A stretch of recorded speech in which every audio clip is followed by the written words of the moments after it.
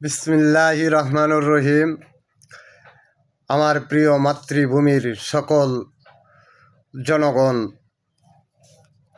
আপনাদের প্রতি আমার কোটি কোটি সালাম। আসসালামু আলাইকুম রহমতুল্লাহ বরকাতু।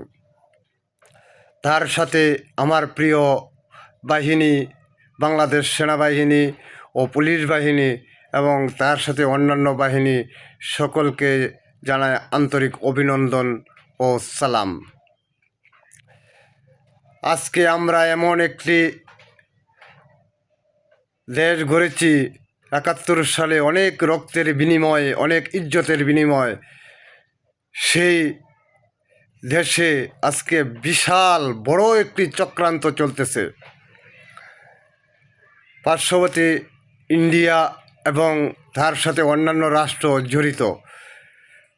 সেটা ডক্টর ইউনূস সাহেবের মারফত।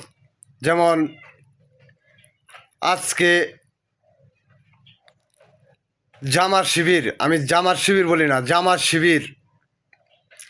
জামাত শিবিরের হাতে যদি দেশ চলে যায় তাহলে কিন্তু এই দেশ আমরা আবার হারিয়ে ফেলব। এই দেশ আর আমাদের থাকবে না। আমরা আবার পরের গোলামি করতে হবে। আমরা আবার মানুষের জাড়ার বাড়ি খাইতে হবে। এটা কিন্তু অনিবার্য, আমি গ্যারান্টি দিয়ে বলতে পারি। কারণ এই দেশটা স্বাধীন করেছিল আমরা পূর্বপুরুষেরা, আপনার আমার জন্য, সকলের জন্য, যাতে স্থায়ী স্বাধীনভাবে চলার জন্য, কথা বলার জন্য। কিন্তু এই দেশটাতে এমনই একটি চক্রান্ত প্রতিফলন ঘটতে যাচ্ছে, যে প্রতিফলনের মূল কারিগর জামাত শিবির এবং ডক্টর মোহাম্মদ ইউনূস সাহেব, তার সাথে পার্শ্ববর্তী রাষ্ট্র ইন্ডিয়া এবং বিদেশি চক্রান্তে লিপ্ত। কারণ চায়নাদের সাথে আমাদের অমিল করার জন্য এবং পরবর্তী সময়ে আমাদের সাথে ইন্ডিয়াকে গেম খেলানোর জন্য একটি বিদেশি চক্র আমাদের দেশে এই জামাত শিবিরকে ক্ষমতা আনার উদ্যোগ নিয়েছে। তাই আমি মনে করি ডক্টর মোহাম্মদ ইউনূস সাহেব কিন্তু এ দেশের কিচ্ছুই না এ দেশের। কারণ ওনাকে তো আর আমরা নোবেল পুরস্কার দিই নাই, দিচ্ছে বিদেশিরা। অতএব উনি এই দেশে, ওনার পরিবার এই দেশে না থাকলে কোনো সমস্যা নেই। ওনারা চায় না এই দেশটাকে।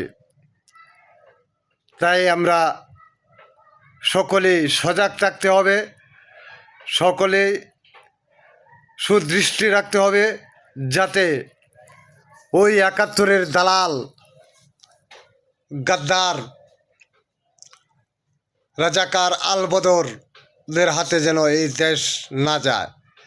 আর রাজাকার আলবদর দালাল গাদ্দারদের হাতে যদি চলে যায় এই দেশ, তাহলে কিন্তু আমি সকলেই, বাংলার মানুষ সকলেই আবার গোলামি করতে হবে অন্যের।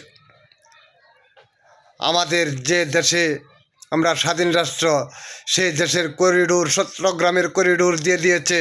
ইউনূস সাহেব কি আমাকে প্রশ্ন করেছে? বলে নাই। এই দেশের করিডোরের মালিককে জনগণ। এই দেশের জনগণকে কোনো প্রশ্ন করে নাই। জামাত শিবিরের হাতে যদি দেশ চলে যায়, দেখেন আজকে প্রায় বিগত শুনতেছি ১ বছর যাবৎ নাকি আমাদের যে একটি দ্বীপ সেন্ট মার্টিন, সেই দ্বীপে নাকি কোনো আনাগোনা নেই। এটা আমি শুনতে পারলাম, সঠিক কিনা আমি জানি না। কিন্তু এই সেন্ট মার্টিন দ্বীপও কিন্তু চলে যাবে। তাই আপনারা সতর্ক হন, এখনও সময় আছে, জাগ্রত হন। আমরা প্রয়োজন পড়ে আরেকটি যুদ্ধ ঘোষণা করব, ১৯৭১ সালের মতো আবার আরেকটি যুদ্ধ ঘোষণা করব।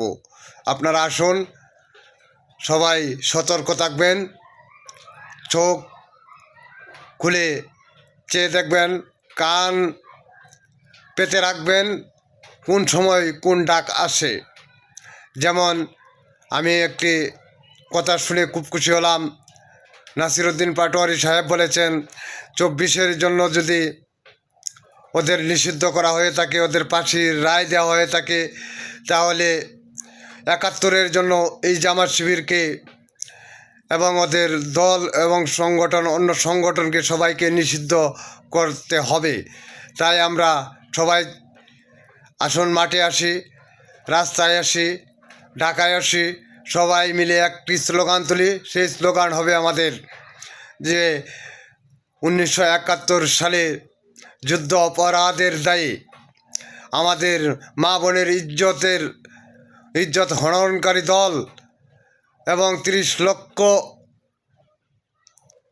শহীদের বিনিময়ে এই দেশ স্বাধীন। এই দেশ থেকে আমরা কোনো স্বৈরাচার, কোনো রাজাকার, কোনো আলবদর, কোনো গাদ্দার এই দেশে রাখব না। আসুন সবাই মিলে আওয়াজ তুলি, রাজাকার আলবদর দেশ চার, দেশ চার, রাজাকার আলবদর দেশ চার, দেশ চার, রাজাকার আলবদর দেশ চার, দেশ চার। আজকে আমরা এমনই একটি বিপদ সংকেত এর মধ্যে পড়েছি যা ভয়াবহ। আজকে আমাদের সুনামধন্য বাহিনী এত বদনাম কেন? কেন আমাদের এই সুনামধন্য বাহিনীর বদনাম হবে? পৃথিবীর বুকে একটি কলঙ্ক আমাদের এই সেনাবাহিনীকে দিয়ে গেছে এই জামাত শিবির, ডক্টর মোহাম্মদ ইউনূস সাহেব।